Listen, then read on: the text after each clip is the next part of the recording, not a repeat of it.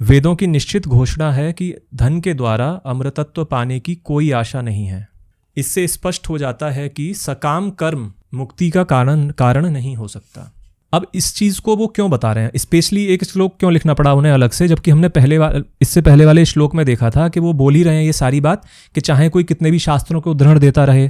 ध्यान है ना, जो पिछली बार हमने पढ़ा था श्लोक, उसमें उन्होंने एक एक करके बताया है कि कोई कितना भी शास्त्रों का उद्धरण देता रहे, कोई कितना ही देवताओं की प्रसन्नता के लिए याग यज्ञ करता रहे, चाहे कोई शास्त्रविहित कर्मों का अनुष्ठान करता रहे, लेकिन इन सब से मुक्ति नहीं हो सकती जब तक आत्मा के साथ यानी ब्रह्म के साथ एकत्व की अनुभूति नहीं होगी जीव को। यानी हमें खुद नहीं दिख जाएगा कि हम आत्मा हैं, तब तक नहीं हो सकता।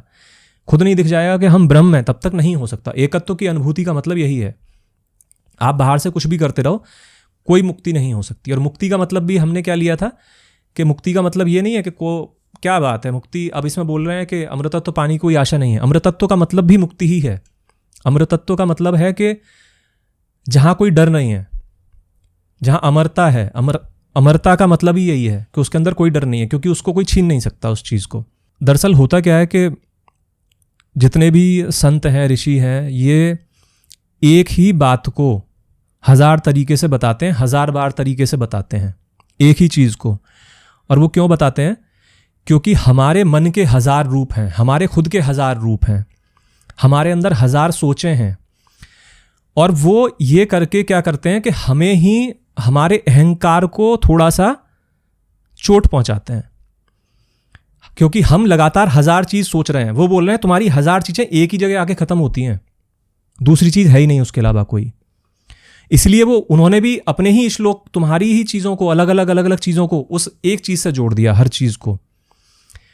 क्योंकि आदमी अगर भागे, अब मैं इधर भागा, वो बोले अरे उधर तो यही मिलेगा तुम्हें। उन्होंने कहा अच्छा मैं दूसरी तरफ भाग जाता हूँ, अरे उधर तो वही मिलेगा तुम्हें। अब मैं कहीं और चला गया, अरे उधर क्यों जा रहे हो भाई, वही मिलेगा तुम्हें। तो आदमी कहता है ये कैसा चीज़ है जो मुझे हर जगह से घेर के एक ही जगह पहुंचा रही है। तो वो ये बताना चाह रहे हैं कि तुम्हें ज़रूरत किस चीज़ की है, उसी चीज़ की है। तुम अमरता खोज रहे हो हर चीज़ में, चाहे वो घर हो, कुछ भी देख लो तुम। घर इतना अच्छा बनाया जाता है ना कि मुझे कोई हानि ना पहुंचाए। लगातार बढ़ते जा रहे हैं आदमी, तो क्या चाहता है? वो सुरक्षा चाहता है। तो उसी सुरक्षा का जो सबसे बड़ा रूप है वो है अमृतत्व। अमृतत्व का मतलब यहाँ पर ये है सुरक्षा का सबसे बड़ी सुरक्षा। उसके अलावा किसी सुरक्षा की उसके बाद कोई ज़रूरत ही नहीं है। ऐसी सुरक्षा जो अल्टीमेट है, तुमसे कोई छीन ही नहीं सकता, हर चीज़ छिन जाएगी। आदमी डर में भी रहता है क्योंकि वो लगातार देख रहा है कि हर चीज़ छीनी जा रही है आदमी से।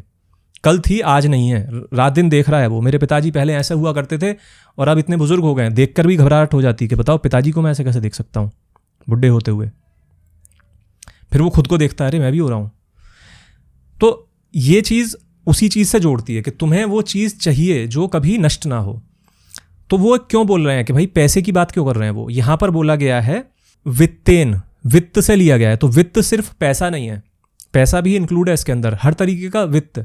हम जो भी इकट्ठा करते हैं धन के रूप में, हम जो भी इकट्ठा कर रहे हैं, धन के रूप में हम क्या क्या इकट्ठा कर रहे हैं? हम भावनाओं को भी इकट्ठा कर रहे हैं, हम अनुभवों को भी इकट्ठा कर रहे हैं धन के रूप में। अगर देखोगे तो हम कई बार क्या होता है, आदमी तुमने देखा होगा कि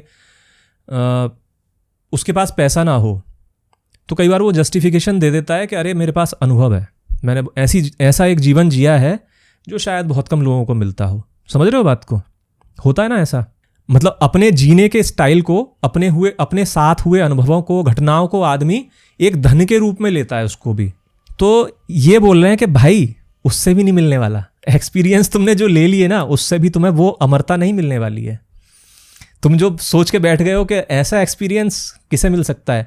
अब इसमें घटिया से घटिया एक्सपीरियंस भी हो सकते हैं और ये भी एक्सपीरियंस होते हैं जो ऐसे, जो आजकल बोले जाते हैं आउट ऑफ बॉडी एक्सपीरियंस। तो उन्होंने धन को अलग से इसीलिए लिया गया है क्योंकि हमें चैलेंज दिया जा रहा है। ऐसा नहीं कह रहे वो बैठे बैठाए धन की कोई ज़रूरत नहीं है। इसका मतलब वो ये नहीं करे धन की ज़रूरत नहीं है, वो ये भी नहीं करे। कई बार क्या करते हैं ना हम, गलत तरीके से लेकर आदमियों को भटका दिया जाता है।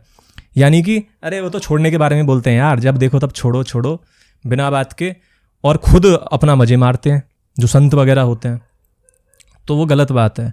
वो सिर्फ ये बता रहे हैं कि तुम जो पाने की कोशिश कर रहे हो वो अमृतत्व है, और लेकिन तुम्हारा सारी का सारा फोकस कहाँ पर है? तुम्हारा कंसंट्रेशन कहाँ पर है सारा का सारा? तुम्हारे दिमाग में, विचार में है क्या चीज़ लगातार? वो है पैसा, धन। यानी कि तुम्हारी स्मृतियाँ भी हैं, तो उसमें तुम्हारे अनुभव भी हैं, और तुम्हारी जो वित्तीय प्रणाली है वो भी है, जो धन आ रहा है तुम्हारे पास। तो वो सिंपल भाषा में बोल रहे हैं, उससे तुम वो चीज़ पाने की कोशिश मत करो जो तुम वाकई में पाना चाह रहे हो, जो सुरक्षा चाह रहे हो। हर कोई सुरक्षा चाहता है ना, सुरक्षा एकदम पूर्ण रूप से सुरक्षित हो जाए, तो वो उससे नहीं पाया जा सकता। उसके बाद जब बोल रहे हैं वो उससे नहीं पाया जाता, तो अगली लाइन आती है, इससे स्पष्ट हो जाता है कि सकाम कर्म मुक्ति का कारण नहीं हो सकता। अब कर्म की क्यों बात कर दी उन्होंने अगले ही पल? वो कर्म की बात इसलिए कर दी क्योंकि हमारा हर कर्म उसी से रिलेटेड रहता है कि हम किसी प्रकार का धन इकट्ठा कर लें, यानी कि उसके अंदर कामना है। वो कामना कैसी बैठी हुई है? वो कामना अमृतत्व पाने वाली कामना नहीं है, वो सकाम, यानी कि वो कामना से मना नहीं किया जा रहा है यहाँ पर। कामना लेकिन आपकी उन चीज़ों की है, धन जैसी चीज़ों की इकट्ठा करने की, और उससे तुम सोच रहे हो कि इनको जब मैं इकट्ठा कर लूँगा तो मेरे अंदर जो चीज़ें होंगी, चाहे वो अनुभव हो मेरे, चाहे मेरे बैंक बैलेंस पड़ा हुआ हो, वो भी तो दिमाग में ही होता है, उसके साथ साथ वो मुझे बचा लेगा एक दिन। तो वो यही बोल रहे हैं कि वो आपको बचाएगा नहीं, वो आपको कुछ चीज़ें दे सकता है। वो मना नहीं कर रहे हैं कि भाई तुम, ऐसा थोड़ी बोल रहे हैं कि हाँ भिखारी हो जाओ। वो बस इतना बता रहे हैं कि उससे वो नहीं मिलेगा जो तुम्हें चाहिए, जिसके लिए तुम भाग रहे हो, उससे और चीज़ें मिल सकती हैं। तो ये ऐसा है, ऐसे मान लो कि मेरी कोई बहुत ही इंपॉर्टेंट मीटिंग है, मान ले देव की कोई ऐसी बहुत ज़रूरी एकदम से मीटिंग आ गई जो उसके जीवन की सबसे ज़्यादा ज़रूरी मीटिंग है। अगर उसने वो नहीं की तो खेल खराब हो जाएगा उसका पूरी तरीके से। और देव बैठा हुआ है मुंबई में और उसकी मीटिंग है कलकत्ता में, ठीक है। अब वो कलकत्ता जाना है उसको, लेकिन ना रिजर्वेशन मिल रहा, कुछ नहीं मिल रहा है उसको बस ये है कि जनरल में लटक के जाना पड़ेगा। तो देव तू छोड़ देगा अपनी वो मीटिंग? अगर जनरल में जाना पड़ा तुझे तो जाएगा ना मीटिंग करने? तेरे लिए मीटिंग ज़रूरी है ना, ये तो ज़रूरी नहीं है कि कितना कष्ट हो रहा है तुझे। नहीं, फिर तो जनरल में जाना पड़े, कैसे भी जाना पड़े, चाहे एरोप्लेन में जाना पड़े, ये भी नहीं है कि जनरल में ही जाना है। इंपॉर्टेंट क्या है? मीटिंग इंपॉर्टेंट है। इसीलिए ये भी महत्वपूर्ण नहीं है कि तेरे 5,000 रुपये फ्लाइट में लगते हैं तो लग जाएं, उधार लेके जाएगा तू। तो वो यही बोल रहे हैं कि जो तुम्हारी सबसे महत्वपूर्ण चीज़ है वो मीटिंग, और जो पैसा, अनुभव, जो सारी चीज़ें हैं, ये है उस मीटिंग के दौरान कि वहाँ तक कैसे पहुँचोगे। अब अगर आपके पास पैसा है या कोई ऐसा काम है, अगर आपको लगता है कि भाई तुम्हें रिजर्वेशन मिल गया, आराम से चले जाओ, एसी में बैठ के चले जाओ, कौन मना कर रहा है। लेकिन नहीं मिला तो अब ये तो नहीं करोगे ना मैं मीटिंग कैंसिल कर देता हूँ। पहले मैं बंदोबस्त करूँगा एसी में बैठ के जाने का, उसके बाद मीटिंग में जाऊँगा। मीटिंग हमेशा थोड़ी रहेगी, मीटिंग तो आज है कल नहीं रहेगी। तो मेन बात यही है इसके अंदर। वो ये नहीं बोल रहे हैं कि वह पैसा छोड़ दो, वो बोल रहे हैं अमृतत्व तो नहीं मिलेगा पैसे से और चीज़ें मिल जाएंगी, देख लो कि क्या क्या मिल रहा है, लेकिन ये चीज़ देख लो कि जो मिल रहा है वो अमृतत्व तो नहीं है। तो आपका क्या है, जो बंधन है पैसे से, वो थोड़ा सा ढीला हो जाएगा। हमारा बंधन ही पैसा इसलिए, कोई भी चीज़ इसलिए बनती है क्योंकि हमें लगता है कि उसके अंदर से हमें अमृतत्व मिल रहा है, वो सिक्योरिटी मिल रही है उसके अंदर से। वो चीज़ें और दे देंगी, छत दे देगी ऊपर, तो तुम देख लो हाँ मुझे मकान बनाना है इसलिए पैसा चाहिए। मतलब बहुत ही प्रैक्टिकल बात है ये कोई ऐसी नहीं कर दी गई है कि पैसे से कुछ नहीं होता, एकदम हवा में नहीं उड़ा दी उन्होंने। क्योंकि कई बार क्या लगता है हमें कि तो यार पैसों को कुछ बोल ही नहीं रहे, हवा में उड़ा दिया इन्होंने। तो पैसे से मिलेगा तुम्हें, लेकिन वो नहीं मिलेगा जो तुम अपने मन में सोच कर बैठे हुए हो कि मैं इन सारी चीज़ों से वो चीज़ निकाल लूँगा जो मुझे सच में चाहिए अपने जीवन में, इन संबंधों से, इन पैसे से, इन चीज़ों से। और जब आप अपनी वो गांठ ढीली कर देते हैं, इसी ढीली करने का नाम है त्याग। त्याग और कुछ नहीं है। त्याग को हम समझते हैं कि हाँ त्याग दो, पैसा है छोड़ दो पैसा, नहीं, इसका मतलब त्याग नहीं है। त्याग उसी चीज़ को ढीला करने का मतलब है जो हमारे मन में बना हुआ है। सकाम कर्म के लिए इन्होंने इसलिए भी बोला है, कई लोग क्या करते हैं कि चलो पैसे से नहीं मिलेगी, लेकिन पहले पैसे से जो हम अनुष्ठान करेंगे, बड़े बड़े यज्ञ कर सकते हैं, किसी को दे सकते हैं, उससे मिल जाएगी ना मुक्ति। अभी भी कितने लोग इस पर वाकई में विश्वास करते हैं कि उससे हमें मुक्ति मिलेगी। नहीं, मुक्ति नहीं मिलेगी, कुछ और मिल सकता है। वो ये मिल सकता है कि हमने अगर पैसा है हमारे पास, हमने किसी ज़रूरतमंद को दे दिया, चलो कहीं भंडारा हो रहा है वहाँ दे दिया, कोई आदमी है जो अच्छा काम कर रहा है समाज में किसी चीज़ को लेकर, कोई अच्छी फिल्में बना रहा है, कोई अच्छी किताब लिख रहा है, कोई टीचर है, शिक्षक है, अच्छा, हमने उसको दे दिया, हमने दान दे दिया, या जिस तरीके से सपोर्ट करना था हमने कर दिया। तो वो कर्म जो हमने किया उसकी वजह से हमें वो अमृतत्व तो नहीं मिलेगा, वो मुक्ति नहीं मिलेगी, वो सबसे बड़ी चीज़ नहीं मिलेगी उसकी वजह से। लेकिन उसकी वजह से हमें क्या मिलेगा? उसकी वजह से हम जो हमारा और नाता है पैसे का आपस में एकदम चिपके रहने का, वो ढीला हो जाएगा। हमें वो स्वतंत्रता मिलेगी अपने ही पैसे से, अपने ही मन से, कि हाँ मैं भी दे सकता हूँ रुपया, यार हटाओ। वो फकीरापन जो वो एक फकीराना अंदाज रहता है ना कि अरे हटाओ यार, देते हैं, वो आपके मन में कुछ ऐसा करेगा, वो दान या वो चीज़, वो कर्म, कि वो आपके मन को थोड़ा सा ऊपर ले जाएगा। अब तुम खुद देखो, पहले मैं करता था कि मुझे मुक्ति मिल जाए, इस चीज़ के लिए मैंने दान दिए, तो मुझे कुछ आशा थी ना उससे मिलने की। तो जब उस चीज़ से मुझे मिलने की कुछ आशा है, तो बंधन तो अभी भी है मेरे अंदर। मैंने मुक्ति दान दे दिया, अब मुझे इससे मिलेगा। समझ रहे हो बात को? और अगर तुम्हारे अंदर अब यही आशा हट जाए कि मैं जो दूंगा उससे मुझे कुछ मिलने वाला है, तब तुम्हारे अंदर कैसा भाव आएगा? तब थोड़ा सा राजसी भाव आएगा ना, राजाओं वाला। असल में तो जो संत होते हैं वो राजा ही बनाना चाहते हैं, इसलिए वो बोलते हैं कि अरे तुम गधे हो, ऐसा हो वैसा हो, क्योंकि उन्हें पता है कि असल में आदमी है क्या। तब वो आएगा ना आनंद उसको। चलो भाई, नहीं है ना पैसे जेब में, 1000 रुपये पड़े हैं मान लो जेब के अंदर, 500 दे दो इनको।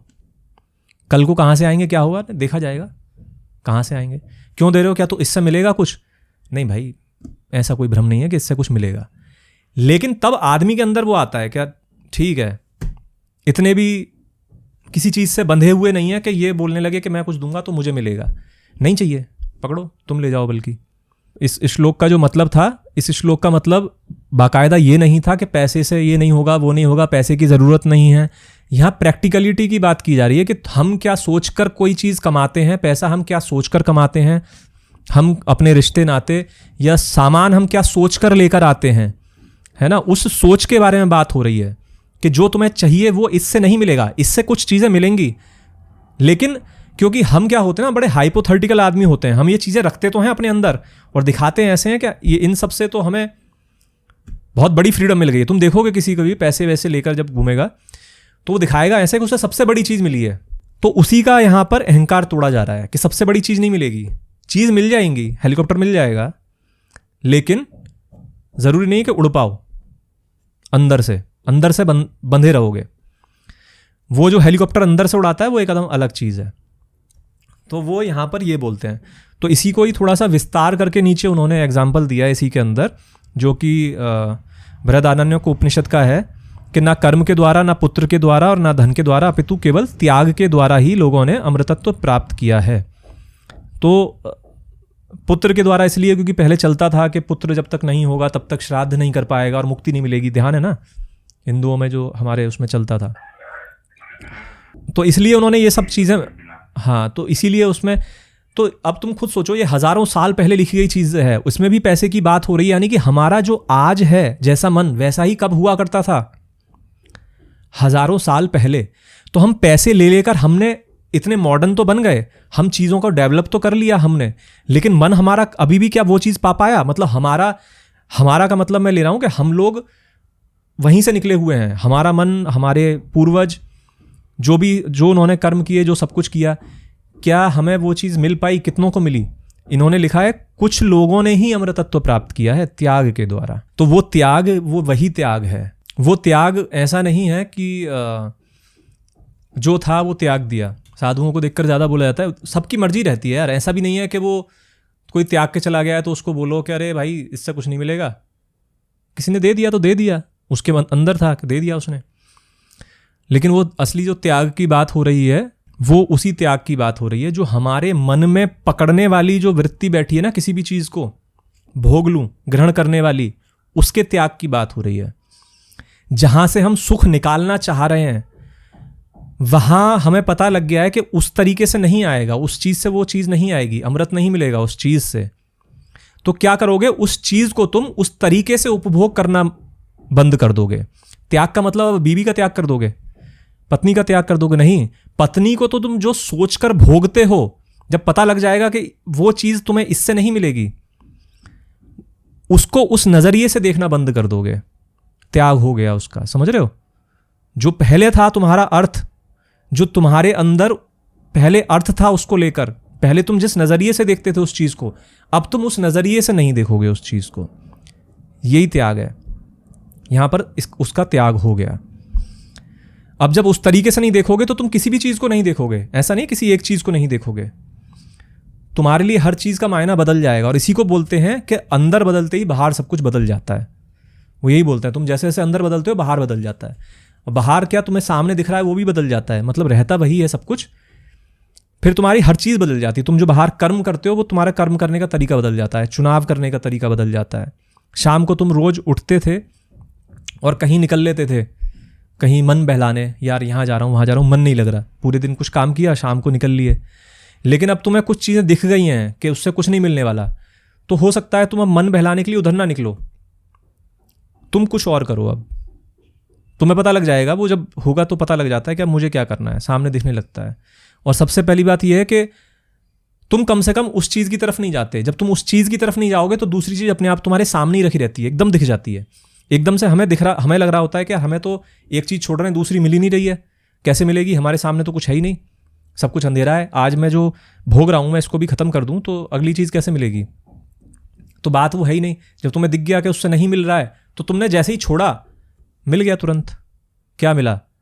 सबसे पहले कोई ऐसी चीज़ रखी हुई दिख जाएगी सामने। ऐसा नहीं होगा कि सामने कुछ रखी हुई दिख गई, दिखेगी भी, वो आता है, लेकिन सबसे पहले क्या होगा, क्या मिला है? सबसे पहले वो मिला है कि जो वो चीज़ तुम्हें लगातार बांधे हुई थी ना, तुम्हें उससे सुकून मिला है। वो तुम्हारे सामने ही है और वो तुम्हें अब खींच नहीं रही है, ये मिला है। ये ताकत है बहुत बड़ी कि तुम्हारे सामने पड़ी हुई है चीज़ जो तुम्हें कल बहा कर ले जाती थी, एकदम अपने पास ऐसे खींच लेती थी। तुम्हारे सामने अगर वो चीज़ रखी हो तो तुम रुक नहीं सकते थे, अपने आप को रोक नहीं सकते थे उसका उपभोग किए बिना, उससे धाएं धूं किए बिना, कुछ खाए पिए बिना। लेकिन आज वो तुम्हारे सामने है और तुम इनकार कर रहे हो कि नहीं, इससे कुछ नहीं है। इसी से ही वो शक्ति मिल गई और तुम्हारा संबंध अलग होने शुरू हो जाएगा हर चीज़ से जो असल में है। और हर चीज़ से इसलिए शुरू होना हो जाता है क्योंकि वो हमारा अपने प्रति जो संबंध है वो ठीक होना शुरू हो जाता है।